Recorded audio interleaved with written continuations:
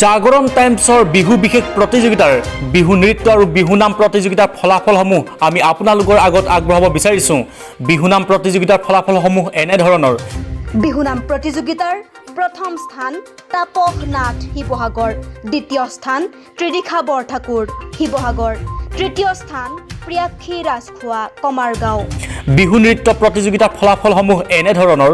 প্ৰথম স্থান লাভ কৰিছে কাশনিকৃষা বৰা চকলি বৰপথাৰ, দ্বিতীয় স্থান লাভ কৰিছে অনুষ্কা বৰা সৰুপথাৰ, তৃতীয় স্থান লাভ কৰিছে ডিম্পী বৰুৱা বৰপথাৰ। আৰু বিশেষ স্থানসমূহ এনেধৰণৰ।